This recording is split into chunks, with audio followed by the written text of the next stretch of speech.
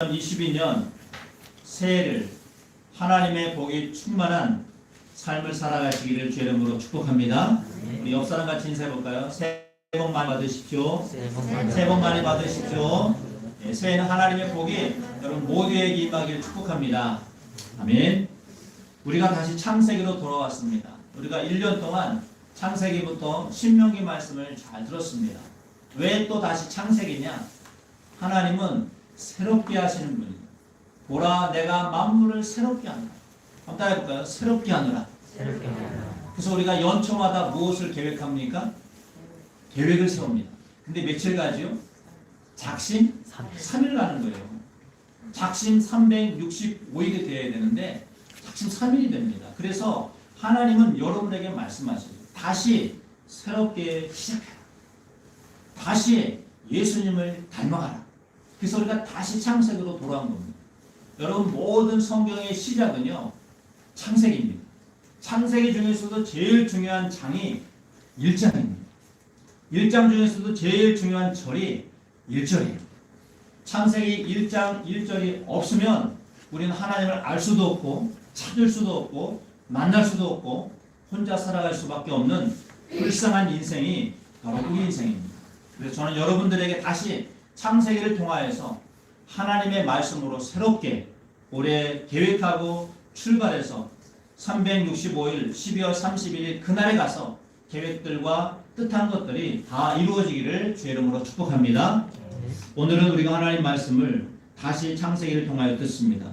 우리 제목을 같이 한번 때려볼까요? 다시 예수님을 닮아갑시다. 다시 예수님을 닮아갑시다. 올해 표어를요, 예수님을 닮아가는 새누리 이렇게 정했습니다. 신년 예배에 가려져서 안 보이는데 표어를 예수님을 닮아가는 새누리 이렇게 정해봤습니다. 한번 같이 해볼까요? 예수님을 닮아가는 새누리. 예수님을 닮아가는 새누리. 여러분, 여러분의 본은 누구십니까? 내가 정말 평생 닮아가고자 하는 그 한 분이 있다면 누구세요? 저는 저와 여러분 모두가 예수님이 되기를 축복합니다.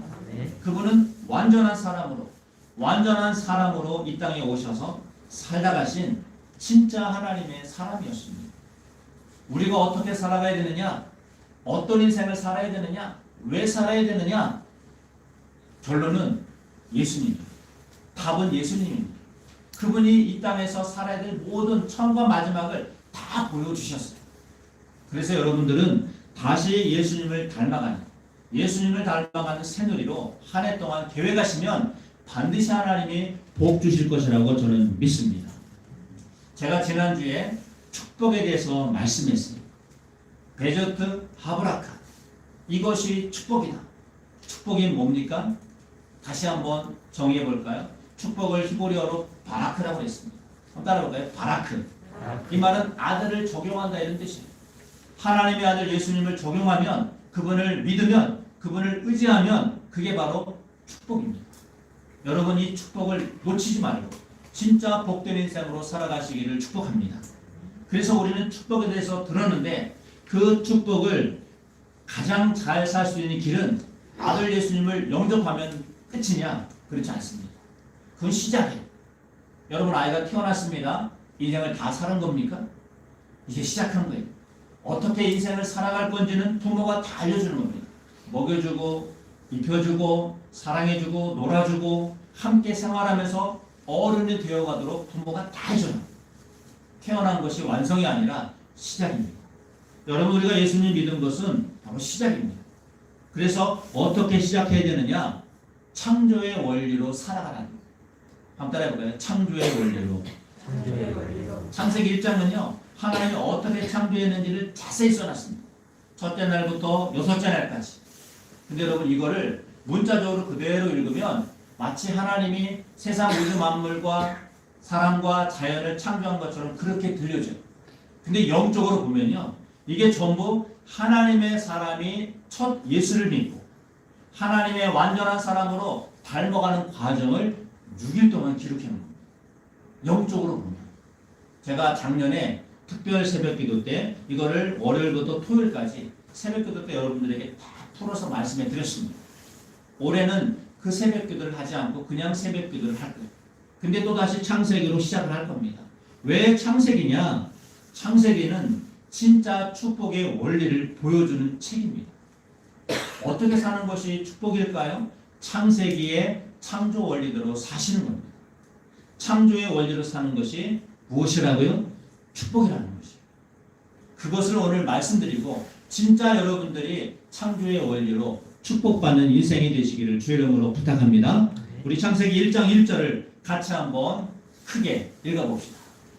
시작. 태초에 하나님이 천지를 창조하시느니라. 아멘. 여러분 이 구절 하나만 믿어도요, 여러분의 인생은 축복된 인생인 줄 믿습니다. 이게 모든 축복의 출발이에요. 어떻게 사는 게 축복이죠? 태초에 하나님이 천지를 창조하시니라. 이 말씀만 붙잡고 살아도 축복이에요. 왜 그러냐면 하나님을 인정한다. 여러분 지금 사는 이 시대 현대인들은 하나님을 인정하지 않는 사람들이 많을까요? 인정하는 사람들이 많을까요? 저는 인정하지 않는 사람이 더 많다고 봅니다. 교회 안에서도요, 예배를 드리는 이 시간에도 하나님을 인정하지 않는 교인이 있다면, 예배하는 사람이 있다면 그 사람을 신앙이라고 부를까요? 종교인이라고 부를까요? 종교인이라고 부를 수밖에 없습니다. 왜? 하나님을 인정하지 않으면 그냥 종교자일 뿐이에요. 불교에 가도 또 무슨 뭐 힌두교에 가도 뭐 유교에 가도 내가 신을 찾고자 원한다면 얼마든지 어떤 신을 만들어내고 예배할 수 있습니다. 근데 우리가 믿는 하나님은 그런 하나의 신이 아니라 여러 종류의 평안과 기쁨을 주는 종교가 아니라 우리의 근본이요, 부모요, 시작이고 축복의 근원을 말씀해주는 하나님이 바로 창세기 1장 1절에 나오는 하나님인 줄 믿습니다. 그 하나님이 우리에게 궁극적으로 주고 싶은 것이 바로 축복이랍니다. 여러분 자녀를 키워보시면 알 거예요. 내 자녀가 아무리 마음에 안 들고 때로는 도전도 하고 때로는 또 화를 내기도 하지만 그 자녀는 가장 내 복된 자녀이기 때문에 무엇을 주고 싶습니까? 축복해 주고 싶잖아. 주원아, 엄마 아빠는 너를 축복해 주기를 원한단다. 믿어야 되는 거예요. 야단을 맞고 공부하라고 자꾸 잔소리 하더라도 하나님 아버지의 마음은, 부모의 마음은 똑같습니다. 다 같이 한번 따라해볼까요? 축복하노라. 이게 부모의 마음. 여러분 올해는 정말 여러분들이 하나님의 복을 받는 하나가 되시기를 예수님의 이름으로 부탁합니다. 그래서 하나님이 첫째 날, 둘째 날, 마지막 여섯째 날 이걸 다 창조하시고 하신 마지막 말씀이 31절 끝절입니다. 우리 31절을 같이 한번 읽어봅시다. 시작. 하나님이 지으신 그 모든 것을 보시니 보시기에 심히 좋았더라. 저녁이 되고 아침이 되니 이는 여섯째 날이니라. 아멘. 여러분 하나님이 마지막 날 여섯째 날 무엇을 보시고 심히 좋아했을까요? 무엇을 만들고 심히 기뻐했을까요? 사람입니다. 바로 저와 여러분 같은 사람입니다. 다른 날은요 보시기에 좋았더라 라고 기록되어 있습니다. 근데 여기 31절은 보시기에 따라해볼까요? 심히 좋았더라. 왜 심이라는 말을 썼을까요? 저 말은 very good이라는 말이에요. very good. 내가 주원이를 만들어 보니까, 내가 우리미를 만들어 보니까 very good이라는 거예요. 제가 자녀를 낳아서 키워 보니까 very good이더라고요. 여러분 하나님의 자녀는 하나님이 심히 좋아하도록 만들 줄 믿습니다. 그렇다면 여러분들은 심히 좋아하시는 하나님께 어떤 삶을 살아야 됩니까? 복된 삶을 살아가야 됩니다. 그게 바로 창조의 원리대로 사는 거예요. 여러분 창조의 원리로 산다는 것은 그분이 창조하신 것을 그대로 순종하는 거예요. 하나님이 우리를 어떻게 창조하십니까? 창세기 1장 28절 같이 한번 읽어봅시다. 시작. 하나님이 그들에게 복을 주시며 하나님이 그들에게 이르시되 생육하고 번성하여 땅에 충만하라. 땅을 정복하라. 바다의 물고기와 하늘의 새와 땅에 움직이는 모든 생물을 다스리라 하시니라. 아멘. 여러분 저 말씀이요, 우리가 이번 한 주간 암송 구절이기도 하지만 저게 하나님의 창조한 원리입니다. 저게 축복의 원리예요. 하나님이 제일 먼저 뭘 주셨습니까? 하나님이 사람에게 주신 게 뭐죠? 복을 주셨습니다. 복이 뭐라고 그랬습니까? 바라크. 하나님의 아들 예수님을 영접하고 의지하고 믿고 사는 것, 이게 복이라고 말씀했어요. 예수님을 알지 못하면 생육하고 번성하고 충만하고 다스리고 통치하는 것을 우리가 제대로 할 수 없습니다. 진짜 여러분 생육, 번성, 충만 그리고 정복, 다스림 이 5개의 과정은요 복 받지 않으면 할 수가 없습니다. 그럼 물어봅시다. 무엇을 생육하라는 거예요? 무엇을 번성하라는 거죠? 무엇을 충만하고 무엇을 정복하고 무엇을 다스리라는 거예요? 이걸 잘못 해석해가지고 우리는 역사상 가장 심각한 위기가 왔습니다. 지금 자연이 심각하게 위기가 왔어요. 러시아, 시베리아에서 여러분 지금 날씨가 보통 몇 도가 돼야 되죠? 지금 정도면 최소한 영하로 내려가야 되는 그렇죠? 지금 영상 17도래요.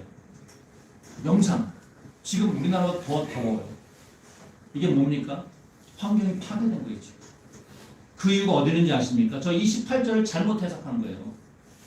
생육하고 번성하고 다스리고 정복하고 그 통치하라는 말을 이 다스리라는 말을 정복하라는 말을 자연과 동물과 생명을 정복하는 것으로 착각하고 지금까지 자연을 훼손해온 결과입니다. 그럼 뭘 생육하고 번성하고 다스리고 정복하고 충만하라고 하셨느냐? 따라합시다. 우리의 마음이다. 여러분 마음을 생육하고 번성하고 충만하고 정복하고 다스리라고 한 거지. 여러분 동물을 정복하고 자연을 정복하고 그걸 우리가 여태까지 잘못 해석해 온 거예요. 여러분 동물은 어쩔 수 없이 우리가 잡아먹을 수밖에 없지만 그걸 정복해서 우리가 즐기고 노는 존재가 아니라는 것이에요. 지금 세계가 고민하는 게 뭡니까? 기후재앙이잖아요. 지금 환경재앙이지 않습니까? 원인은 잘못 성경을 해석해왔다는 거예요. 정말 우리가 다스리고 통치할 것은 세상과 자연이 아니라 우리 마음이라는 것입니다. 내 마음을 다스리고 통치하지 못하는데 어떻게 다른 사람, 어떻게 세상을 다스리겠습니까? 다시 한번 말씀합니다. 하나님이 우리에게 다스리고 통치하라고 명령하신 그 대상은 바로 우리의 마음, 여러분 자신인 줄 믿습니다. 그것을 우리가 제대로 모르면 우리는 밖에 있는 것을 통치하고 다스리려고 한다니까요. 내 가족 중에서 내 마음에 안 들면 내 아내도 남편도 자식도 내가 다스리고 정복하려고 한다니까요. 여러분. 그렇지 않습니까? 밥 안 해준다고 짜증내고 말 안 듣는다고 짜증낸다고 뭐 안 사준다고 화내고 뭐 안 시켜준다고 분노하고 이게 전부 뭡니까? 내가 내 마음을 못 다스리니까 자식을 배우자를 부모를 다스리려고 하는 잘못된 삶이라는 거예요. 여러분 올해는 우리가 우리의 마음을 다스리는 진정한 하나님의 정복자 하나님의 사람이 되시기를 축복합니다. 여러분 마음을 다스리는 게 궁극적인 정복이에요. 내 마음 어떤 마음? 이기적이고 죄악되고 욕망과 욕구대로 살고 싶은 이 마음을 못 다스리니까 자꾸 밖에 있는 걸 다스리려고 하는 겁니다. 하나님은 말씀하십니다. 너의 마음을 다스려야 한다. 너의 이기심과 욕망을 정복해야 한다. 그러기 위해서는 우리가 복을 받아야 한다. 복이 무엇이라고요? 하나님의 아들 예수님을 적용하는 것이 복이라고 말했습니다. 사도 바울은 이것을 이렇게 풀었어요. 우리 에베소서 4장 13절을 같이 한번 읽어봅시다. 시작. 우리가 다 하나님의 아들을 믿는 것과 아는 일에 하나가 되어 온전한 사람을 이루어 그리스도의 장성한 능력을 충만한 데까지 이르리니 아멘. 저게 여러분 복이라는 말의 해석입니다. 무엇이 아들을 적용한다는 말이냐? 우리가 하나님의 아들을 믿는 것과 아는 일에 하나가 되는 게 저게 복이라는 것이에요. 하나님의 아들 이름이 누구십니까? 아까 어떤 학생이 물어보더라고요. 목사님 예수님의 이름이 뭐예요? 내가 말했죠. 너 이름은 뭐냐? 예수님의 이름은 예수님이에요. 히브리어로 예수아라고 합니다. 물론 저 학생이 물었을 때는 의미가 있을 거예요. 어떤 사람들은 예수님의 이름을 다르게 부르기도 해요. 안상홍을 예수라고 하기도 하고요. 또 지금은 죽었지만 통일교의 문선명을 재림주 예수라고 하는 사람들이 있습니다. 근데 우리에게 진정한 이름은 안상홍, 장길장, 이만희, 문선명이 아니라 누구죠? 하나님의 아들 예수 그리스도입니다. 그런 의미로 물어봤을 거예요. 우리에게 진짜 예수님은 하나님의 아들 예수님밖에 없는 줄 믿습니다. 그분을 알아가는 거예요. 그분을 믿는 거예요. 여러분 예수님을 정말 믿습니까? 그럼 그분을 알아가는데 목적을 두라는 거예요. 저기 잘 보세요. 하나님 아들을 믿었다면 그다음에 뭐가 오죠? 아는 일에 하나가 된다. 믿음과 지식이 일치가 된다는 거예요. 어떤 사람 예수를 잘 믿어요. 그런데 성경은 안 읽어요. 기도하지 않습니다. 왜? 구원받으면 됐으니까. 끝. 성경을 잘못 알고 있는 거예요. 믿음과 알미 하나가 되어야 된다니까요. 예수님을 알아가고 예배하고 기도하고 그분을 닮아가려고 하는 인생, 이게 진짜 믿었다는 증거입니다. 여러분. 그런 사람을 한번 따라봅시다. 온전한 사람. 그런 사람은 온전한 사람이라는 거예요. 누가 온전한 사람이냐? 하나님의 아들을 믿을 뿐만 아니라 그분을 닮아가고자, 그분을 알아가고자, 그분과 하나 되고자 평생을 주를 위해 사는 사람을 온전한 사람이다. 성경은 이렇게 말씀하고 있는 겁니다. 사랑하는 성도 여러분, 온전한 삶이 되시기를 주의 이름으로 축복합니다. 그래서 아는 것, 믿는 것, 이거를 영생이라고 하는 거예요. 그 과정을 영생이라고 하는 것입니다. 우리 요한복음 17장 3절과 같이 읽어봅시다. 시작. 영생은 곧 유일하신 참 하나님과 그가 보내신 자 예수 그리스도를 아는 것이니라. 아멘. 영생은 뭐라고요? 예수님을 알아가는 거예요. 영생을 누린다는 것은요, 예수님을 알아가는 것을 누린다고 말하는 것입니다. 하나님 나라가 이 땅에 오면 그때는 누리는 거지만 지금은 알아가야 돼요, 여러분들이. 그래서 올해도 여러분들이 하나님을 가장 잘 기록한 것이 어디에 써 있습니까? 예수님이 가장 잘 나타난 책이 어디에 있습니까? 성경에 있잖아요. 작년에 성경 일독 운동을 했는데 혹시 올해 못 읽으신 분들, 작년에 못 읽으신 분들은 다시 읽으셔야 돼요. 작년에 다 읽으신 분들은 다시 또 새롭게 읽으셔야 됩니다. 왜? 그분을 알아가야 됩니다. 성경에 가장 잘 기록된 것은 예수 그리스도입니다. 하나님의 마음은 성경책에 기록되어 있어요. 그렇다면 여러분, 예수님을 알아가는 한 해가 되어 진짜 예수님을 잘 믿는 하나님의 사람이 되시기를 주의 이름으로 축복합니다. 어떤 한 목사님이 중소기업의 사장을 만나서 그런 얘기를 했대요. 목사님, 제가 사업을 하다가 망했습니다. 망해가지고 한동안 고민이 됐다는 거예요. 어떻게 다시 재개해야 되나. 그러니까 목사님이 기도해 주겠다고, 힘내시라고. 그리고 이제 한 몇 달이 지났어요. 우연히 그 직장에 가보니까 한 직원이 일하고 있는 걸 봤습니다. 그래서 그 직원한테 물어봤대요. 사장님 어디 계시냐고. 왜 지금 며칠 하셔서 안 계신다고. 자네는 어떻게 지내냐고. 회사가 망했다고 했는데 어떠냐고. 힘들지 않냐고. 예, 근데요, 제가 힘든 건 있지만 제가 이제부터 사장님 따라서 저도 교회를 나가고 있어요. 그러는 거예요. 제가 사장님을 처음 봤을 때 도대체 이 망한 회사를 어떻게 이끌어갈까 주목해봤다는 거예요. 사장이 예수 믿는 사람이잖아요. 근데 사장님이 예수를 믿고 사업을 하다가 망했으니까, 이제는 망했으니까 교회를 안 나갈 것이다, 이렇게 생각을 했나 봐요, 직원이. 근데 알고 보니까 더 열심히 나간다는 거예요. 새벽 기도도 나가고 더 성경도 읽고.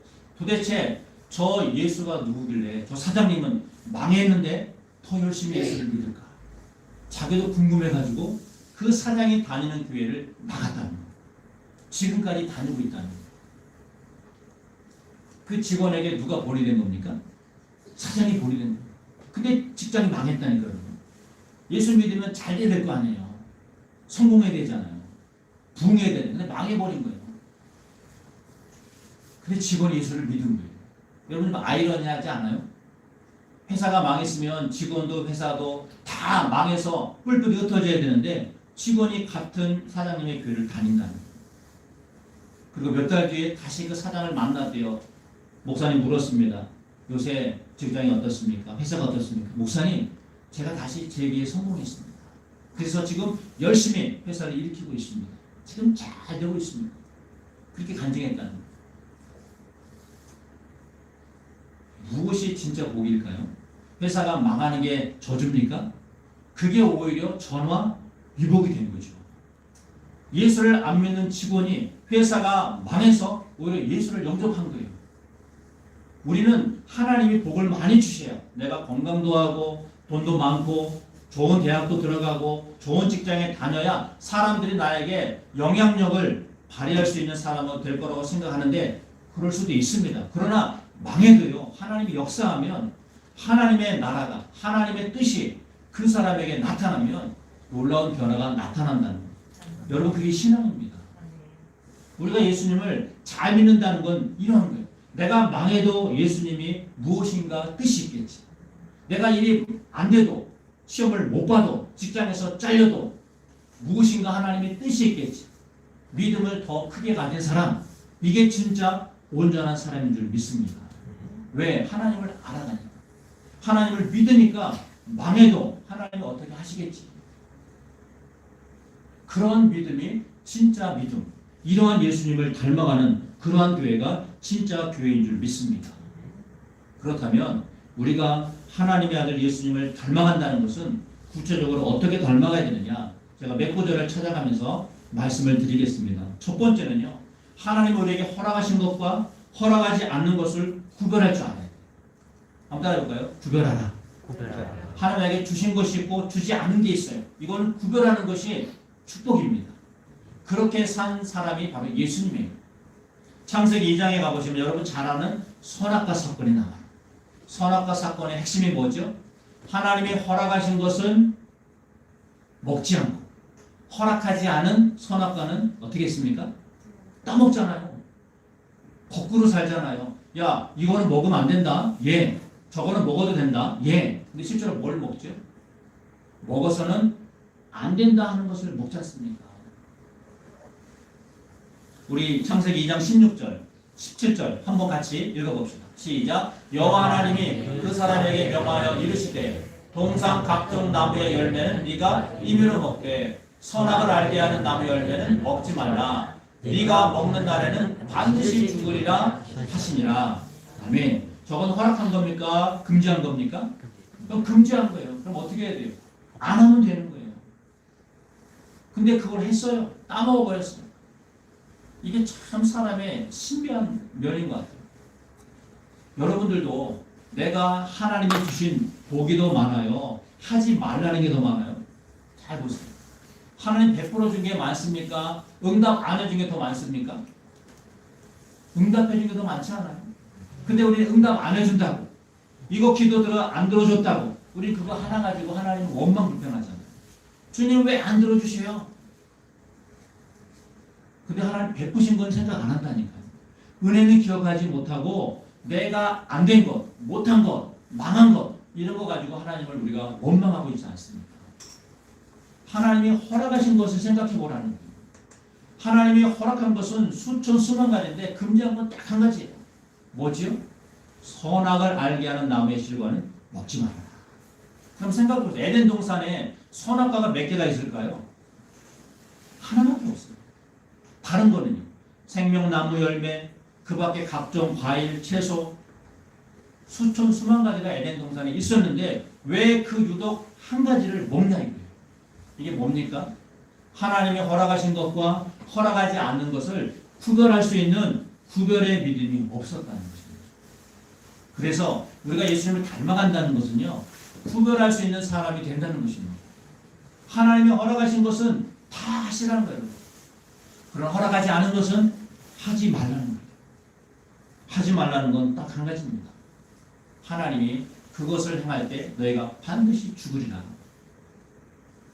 죽음으로 가지 않도록 하나님이 금하신 겁니다. 하나님이 금한 것은 한 가지예요. 뭐 살리기 위해서 금한 거예요. 내가 아무리 자식이 귀하고 이뻐도 칼을, 창을, 그런 걸 쥐어주는 부모는 없습니다. 위험하니까. 하나님의 말씀은 우리를 살리고 회복하고 우리를 거룩한 백성으로 완전한 하나님의 온전한 사람으로 되어가시도록 하나님이 축복해주는 과정이라는 것. 이걸 믿으시고 살아가시기를 주의 이름으로 축복합니다. 이렇게 사셨던 분이 바로 예수님이에요. 우리 예수님 말씀을 잘 보면요. 기적도 일으키고 죽은 자도 살리고 온갖 능력을 행하시는데 이게 전부 하나님 아버지가 허락하셔서 했다는 거예요. 허락하셔서 하셨다는 거예요. 우리 요한복음 14장 10절을 같이 한번 읽어봅시다.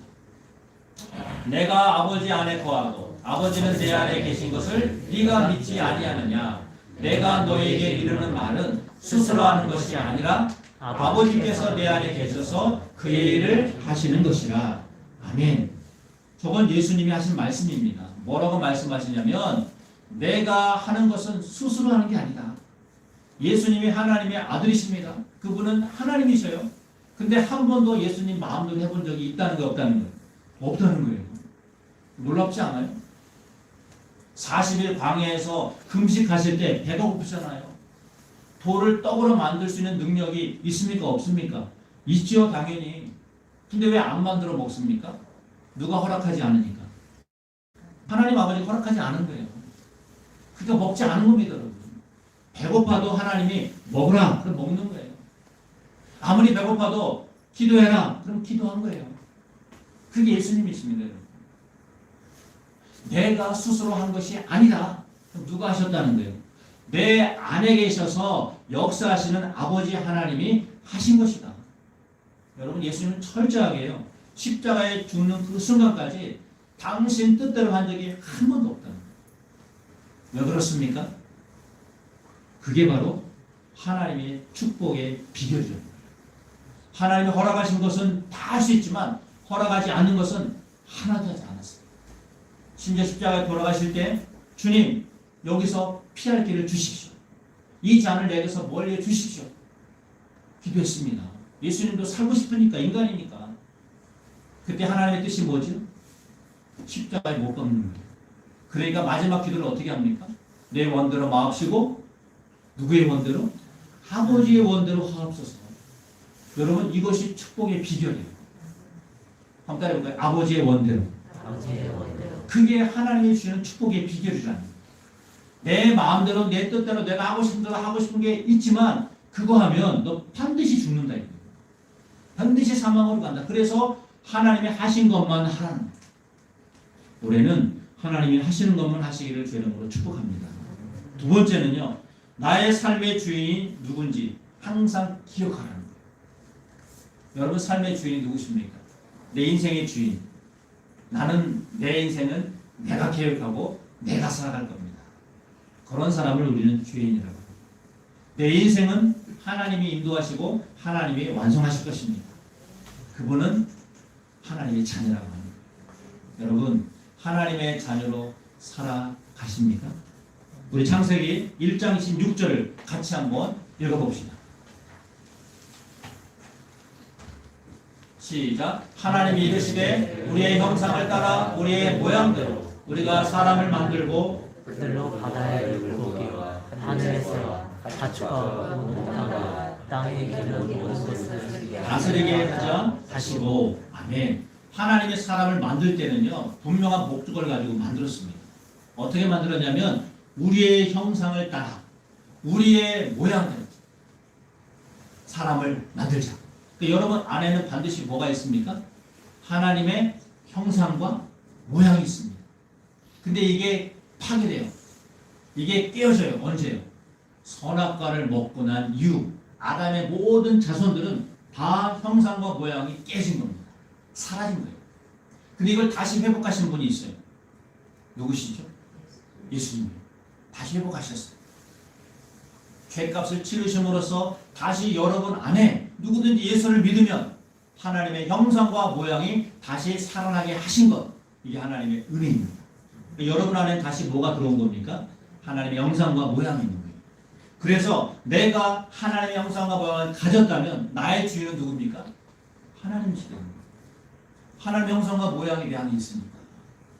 내가 만들어진 것은 나 스스로 태어난 게 아니라 하나님이 내 부모님을 통해서 하나님의 형상과 모양을 가진 존재로 만들어 주셨다는 겁니다. 그렇다면 여러분, 우리는 어떻게 해야 예수님을 닮아가느냐? 어떻게 해야 축복을 누릴 수 있느냐?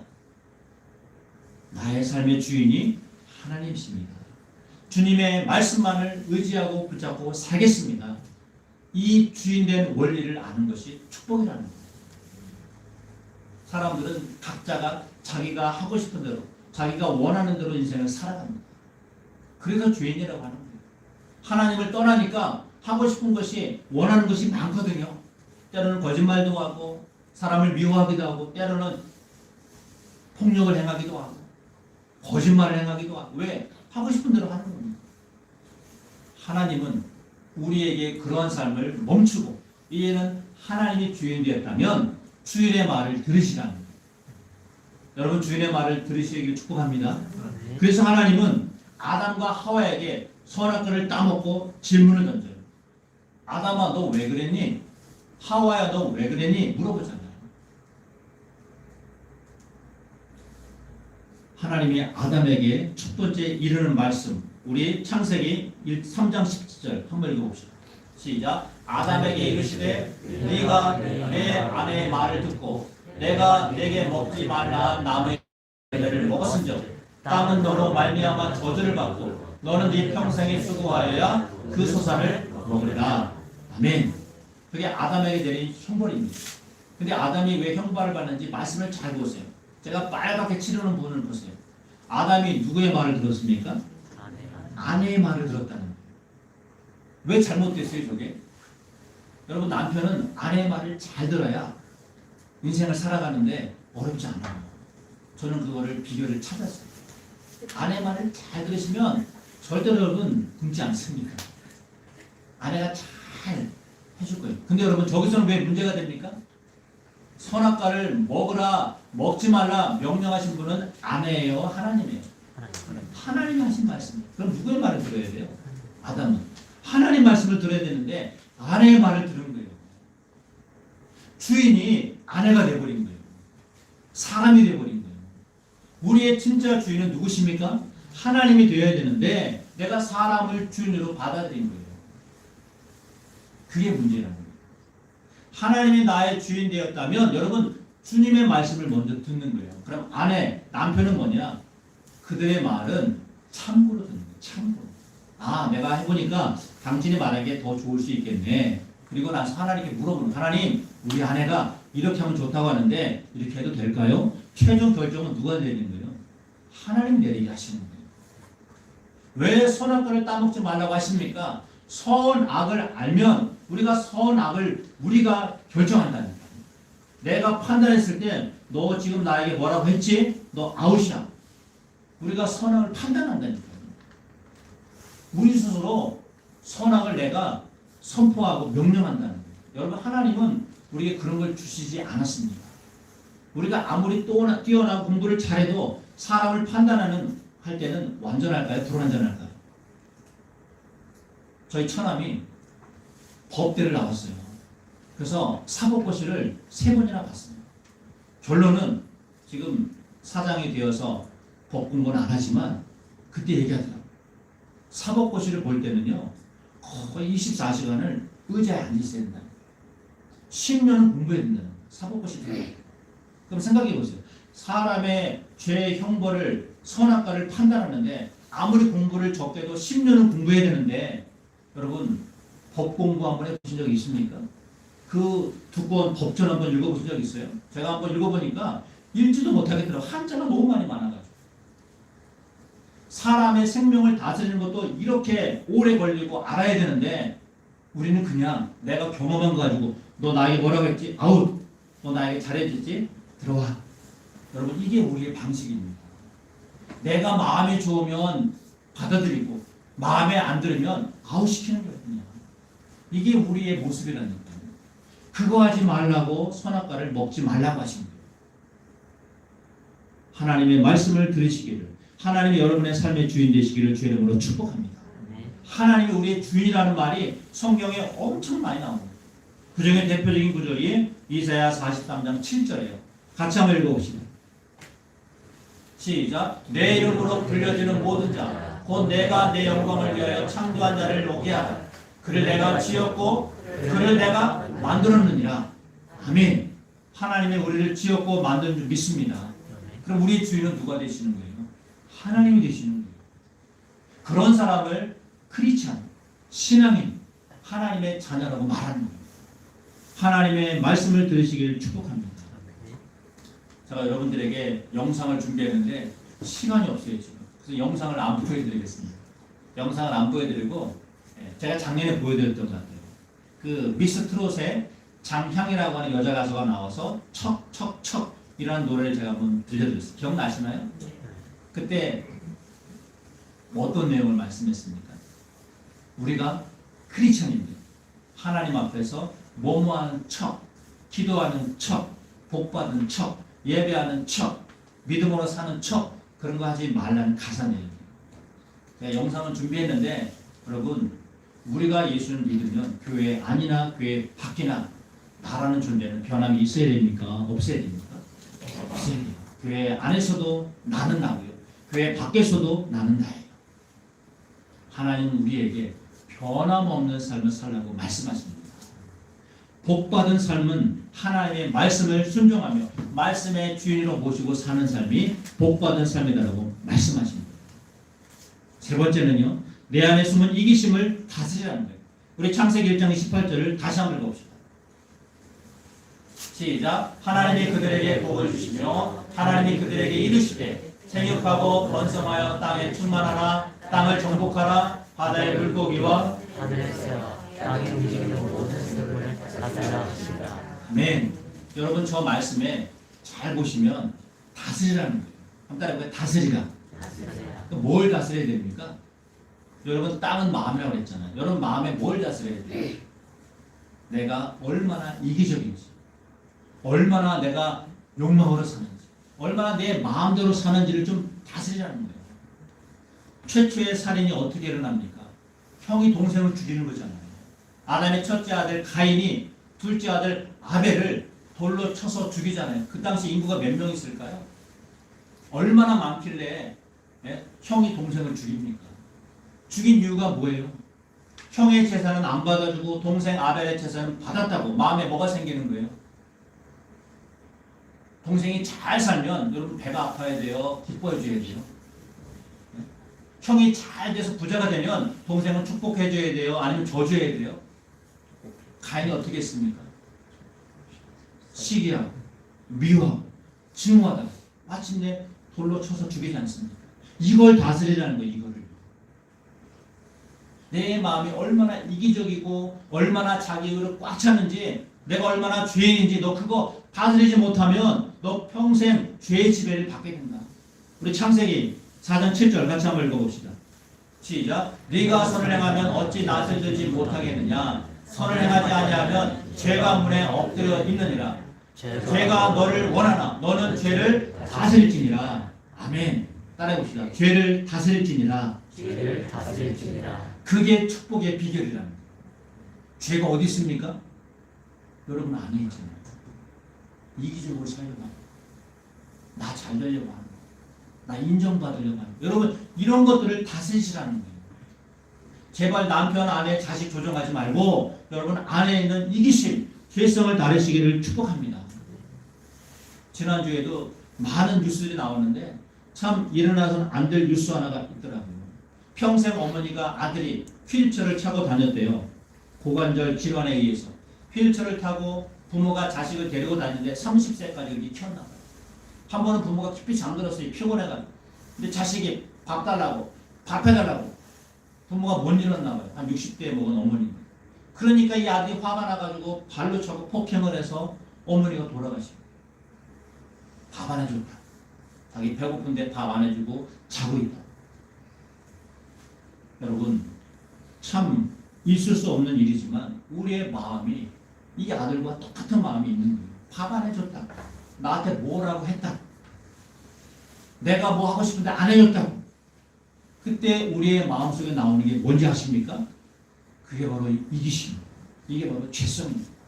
이거 다스리지 못하면 마음속에 미움과 증오는 이미 살인과 똑같다라고 말씀하시는 겁니다. 사랑하는 성도 여러분, 여러분 안에 이기심, 죄성을 다스리기를 주의 이름으로 축복합니다. 이 세 가지가 하나님이 주시는 복을 누리는 비결이에요. 예수님 어떻게 닮아갈 수 있습니까? 허락한 것, 허락되지 않은 것을 구별할 수 있으면 돼요. 하나님이 나의 주인이라는 것을 항상 기억하시면 됩니다. 그리고 내 안에 있는 이기심을 다스리면 반드시 하나님은 우리에게 복 주실 것을 저는 믿습니다. 올해 우리 교회 표어가 예수님을 갈라디아서 2장 20절 같이 한번 읽어봅시다. 시작. 내가 그리스도와 함께 십자가에 못 박혔나니 그런즉 이제는 내가 사는 것이 아니요 오직 내 안에 그리스도께서 사시는 것이라. 이제 내가 육체 가운데 사는 것은 나를 사랑하사 나를 위하여 자기 자신을 버리신 하나님의 아들을 믿는 믿음 안에서 사는 것이다. 아멘. 하나님의 아들 예수 그리스도를 믿는 믿음으로 살아가시기를 주의 이름으로 축복합니다. 기도하겠습니다. 하나님, 다시 예수님을 닮아